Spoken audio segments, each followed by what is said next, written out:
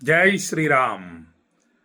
శ్రీశైల మల్లికార్జున స్వామి వారి యొక్క ధ్యాన శ్లోకాన్ని ఈరోజు మీకు తెలియజేస్తాను. తర్వాత స్వామికి అనేక పేర్లున్నాయి. అవి చాలా శక్తివంతమైనవి, విశేషమైనవి. నేను మా పిల్లలతో కూడా ఆ పేర్లని అనిపిస్తూ ఉంటాను నేను ప్రతిరోజు కూడా. అవే కాకుండా ఇంకా చాలా ఉన్నాయి. నర్మదా నదిని స్మరిస్తేనే విశేషం, గంగా నదిలో స్నానం చేస్తే విశేషం, సమస్త పాపరాశి భస్మం అవుతుంది. నర్మదా నదిని స్మరిస్తేనే సమస్త పాపాలు తొలగిపోతాయి. అందుకు హర హర్ నర్మదే, జై జై నర్మదే అని అంటూ ఉంటాం రోజు.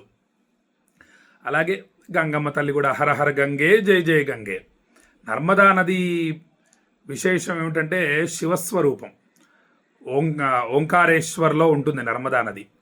ఇక మన మల్లికార్జున స్వామి పేర్లు ఏమిటంటే, మల్లికార్జున స్వామి అని అన్న పేరు అందరికీ తెలిసిందే. ఇక వృద్ధమల్లయ్య అని పిలుస్తారు. స్వామివారు పక్కనే ఉంటారు. మల్లికార్జున స్వామివారి ఆలయం పక్కనే వృద్ధమల్లికార్జున స్వామివారి ఆలయం ఉంటుంది. ఆ స్వామి పేరు వృద్ధమల్లయ్య, వృద్ధ మల్లికార్జున స్వామి. తర్వాత ఇక స్వామివారిని చెవిటి మల్లయ్య అని పిలిస్తే స్వామి సంతోషిస్తారు. అది కూడా చాలా విశేషమైనటువంటి పేరు.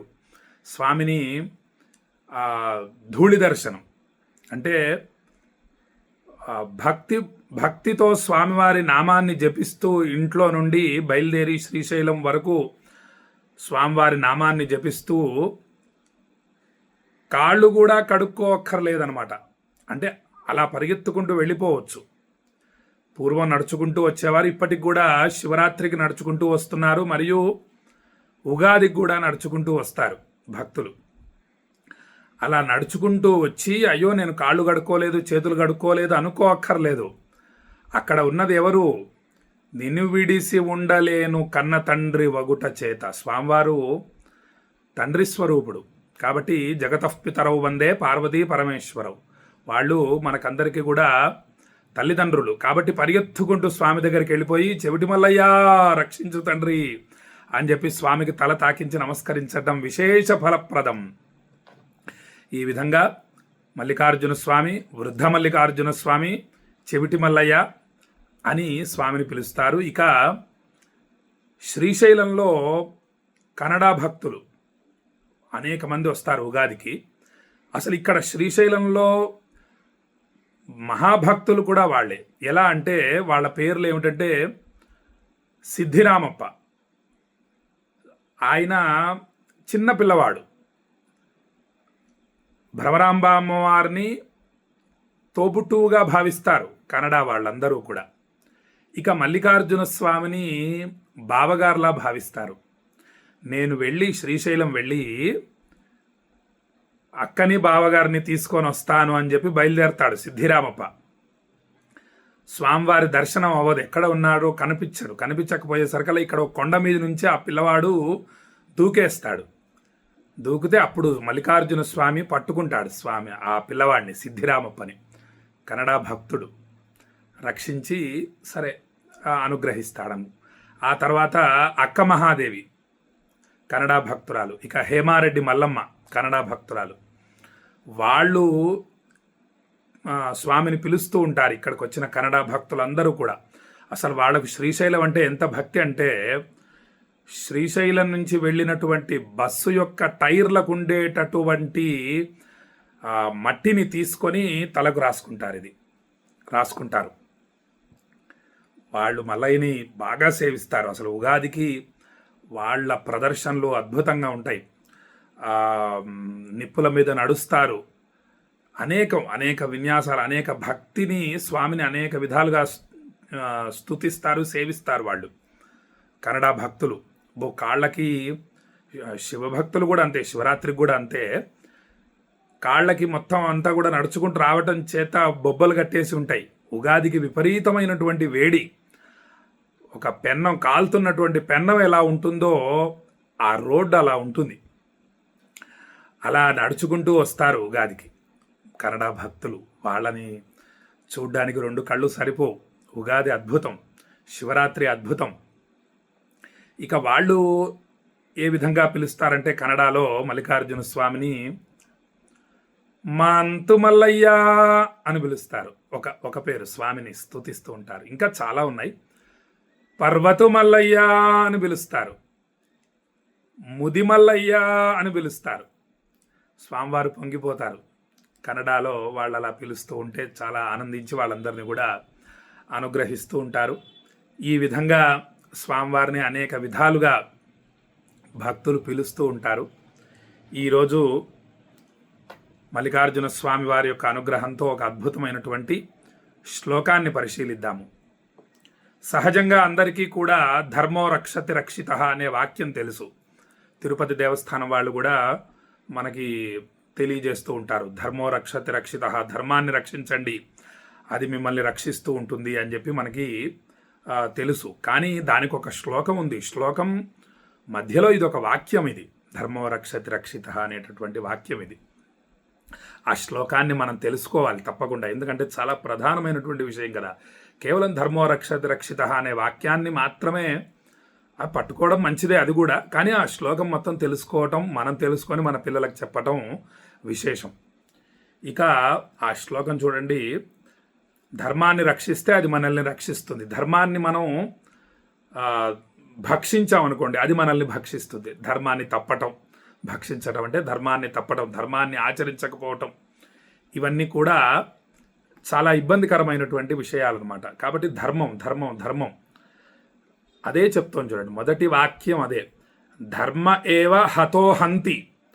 ధర్మాన్ని మనం ధ్వంసం చేస్తే అది మనల్ని ధ్వంసం చేస్తుంది. ధర్మ ఏవ హతోహంతి ధర్మో రక్షతి రక్షిత. దానిని మనం రక్షిస్తే, ధర్మాన్ని మనం రక్షిస్తే అది మనల్ని రక్షిస్తుంది. తస్మాత్ ధర్మో నహంతవ్యో మానో ధర్మో హ్రతో వ్రధీత్. అందుచేత మనం ధర్మాన్ని నాశనం చేయకూడదు. అనుక్షణం మనకి ధర్మం ఎదురవుతూనే ఉంటుంది. అప్పుడు మనం ధర్మాన్ని ఆచరించే వైపే అడుగులు వేసి ధర్మాన్ని సేవించాలి, రక్షించాలి. అప్పుడే మనం రక్షింపబడతాం. చూడండి, ఎవరికి వారే తమంత తాముగా నశించిపోవాలని కోరుకోరు కదా.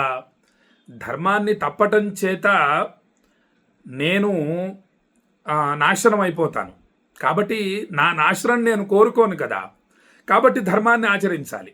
అంతే, ఒకే ఒక చిన్న మాట. ఎవరికి వారే తమంత తాముగా నశించిపోవాలని కోరుకోరు కదా.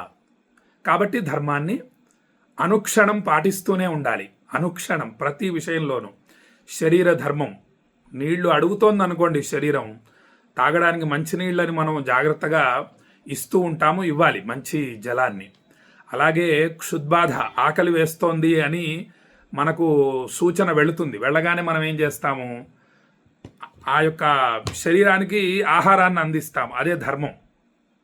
కాబట్టి ధర్మాన్ని పాటిస్తాం. అలా పితృధర్మం, తండ్రి ధర్మం, భార్య కంట తడి పెట్టకుండా చూసుకోవటం భర్త ధర్మం, భర్త మనస్సు బాధపడకుండా జాగ్రత్తగా చూసుకోవటం భార్య ధర్మం, ఇక తల్లిదండ్రుల్ని జాగ్రత్తగా చూసుకోవటం పుత్రధర్మం, పుత్రుడు ఇబ్బంది పడకుండా అభివృద్ధి పథంలో నడిచే విధంగా జాగ్రత్తగా చూసుకోవటం తల్లిదండ్రుల ధర్మం.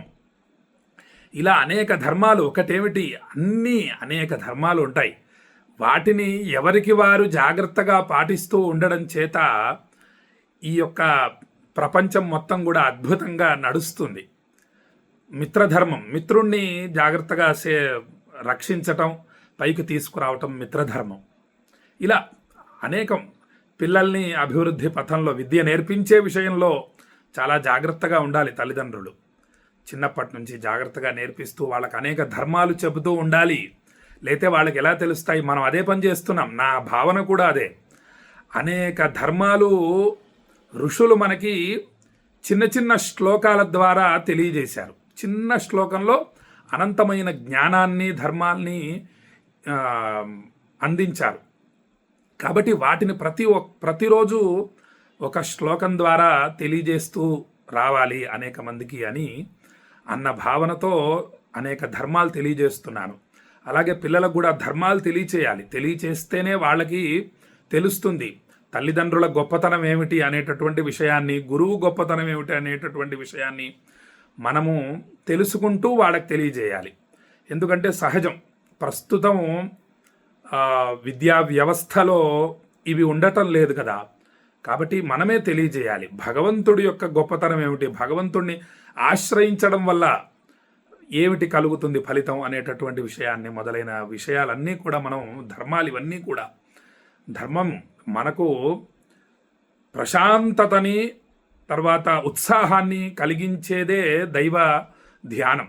కాబట్టి ఆ యొక్క దైవాన్ని స్మరించటము, సేవించటము, దర్శించటము కూడా శరీర ధర్మంలో ఒక భాగం.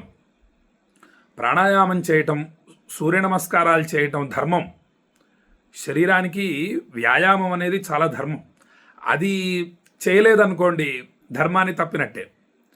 అప్పుడు ఏమవుతోంది అంతే, ధర్మం తప్పడం చేత శరీరం స్వస్థతగా ఉండదు భవిష్యత్తులో. అంటే 100 ఏళ్ళు జీవించాలి మనిషి అంటే ఇవన్నీ పాటించాలి. ఉదయం అసలు బ్రాహ్మీ ముహూర్తంలో లేవటం ధర్మం. ఉదయం బ్రాహ్మీ ముహూర్తంలో లేవాలి కాబట్టి రాత్రి తొందరగా పడుకోవటం ధర్మం. 8-9 లోపు పడుకోవటం ధర్మం. ఉదయం లేవగానే అసలు రాత్రే రాగి చెంబులో నీళ్లు పెట్టుకోవాలి. ఉదయం లేవగానే ఆ నీళ్లు త్రాగేయటం ధర్మం. ఆ రాగి చెంబులోని నీళ్ళని త్రాగిన తర్వాత కాలకృత్యాలు తీర్చుకొని చక్కగా ప్రాణాయామము, సూర్య నమస్కారాలు, వాకింగు మొదలైనవి కనీసం ఒక అరగంట నుంచి గంట సేపు చేయాలి. అది శరీరానికి తప్పకుండా ఆచరించవలసినటువంటి ధర్మం. ఆ తర్వాత సూర్యోదయాత్ పూర్వమే స్నానం చేయటం ధర్మం. స్నానం చేసిన తర్వాత దైవ ధ్యానం చేసుకోవాలి అందరూ కూడా. వీలైతే ఆదిత్య హృదయం, కనకధారా స్తోత్రం, ఈ 2, తర్వాత కాలభైరవ అష్టకం, ఈ 3 పారాయణ చేసుకోవాలి. ఇవి ప్రధానం. ఆదిత్య హృదయం శరీరానికి ఆరోగ్యం కోసం. ఇక మన కనకధారా స్తోత్రం చక్కగా సంపద రావాలి. ధనమగ్నిర్ధనం వాయుర్ధనం సూర్యో ధనం వసు ధనమింద్రో బృహస్పతిర్వరుణం ధనమశ్నుతే. కాబట్టి మనకు ధనమే అన్నిటికీ మూలం కాబట్టి కాస్త ధనం రావటం అనేది ధర్మం. ఆ కనకధారా స్తోత్రాన్ని ఆశ్రయించటం, కాలభైరవ అష్టకం విచిత్ర పుణ్యవర్ధనం, అద్భుత పుణ్యవర్ధనం. కాబట్టి కాలభైరవ అష్టకం, ఈ 3 అష్టకాలన్నా పారాయణ చేసుకోవాలి. అదొక ధర్మం. ఈ విధంగా చక్కని ఆహారాన్ని స్వీకరించాలి. శరీరాన్ని రక్షించేటటువంటి ఆహారాన్ని స్వీకరించాలి. శరీరాన్ని రక్షించేటటువంటి పానీయాల్ని తాగాలి. ఈ విధంగా శరీరాన్ని రక్షించుకోవటం ధర్మం, మనిషి ధర్మం. ఇలా ధర్మాల్ని పాటిస్తూ మనం అందరం కూడా నిండు నూరేళ్లు సుఖంగా జీవించి ఈశ్వరానుగ్రహానికి పాత్రులం అవుదాము అని చెప్పి భక్తులందరికీ కూడా తెలియజేస్తూ, రేపు మల్లికార్జున స్వామి వారి అనుగ్రహంతో ఇంకొక అద్భుతమైనటువంటి ఆధ్యాత్మిక విషయాన్ని జోడిస్తూ ఒక చక్కని చిన్న శ్లోకం, అనంతమైన జ్ఞానాన్ని తెలియజేస్తానని చెప్పి తెలియజేస్తూ, ఈ విషయాన్ని మీ బంధుమిత్రులందరికీ షేర్ చేసి చక్కగా తెలియచేయండి. మల్లికార్జున స్వామి వారి పేర్లు అసలు విశేషం ప్రారంభంలో. ఆ తర్వాత మనము ధర్మో రక్షతి రక్షిత అనేటటువంటి శ్లోకం విశేషమైంది ఈరోజు. కాబట్టి అందరూ తెలుసుకుంటారు, అందరూ ఆనందిస్తారు. అలా అందరూ ఆనందించడం చేత మనకు అక్షయ పుణ్య ఫలితాలు కలుగుతాయి. పుణ్య ఫలితమే ప్రధానం. పుణ్య ఫలితాల్ని సముపార్జిస్తూ ఉండాలి. శ్రమ అనుకోకుండా మనం ఒక మంచి విషయం కనపడిందంటే చాలు అందరికీ షేర్ చేస్తూ ఉండాలి. ఏదో నేను విన్నాను చాలే అని అనుకోకూడదు. అందరికీ పంపించి అందరినీ ఆనందపరచాలి మనం. 18 పురాణముల సారమదే. పరోపకార పుణ్యాయ పాపాయ పరపీడనం. పరులకు ఉపకారం చేయటం పుణ్యము, అపకారం చేయటం పాపం. ఇదే 18 పురాణముల సారం. కాబట్టి అందరము కూడా ఐకమత్యంతో ఉంటూ ఈశ్వరానుగ్రహానికి పాత్రులమవుదామని చెప్పి భక్తులకు తెలియజేస్తూ సెలవు తీసుకుంటున్నా. జై శ్రీరామ్. విశ్వనాథాయ మంగళం, విశ్వనాథాయ మంగళం, విశ్వనాథాయ మంగళం.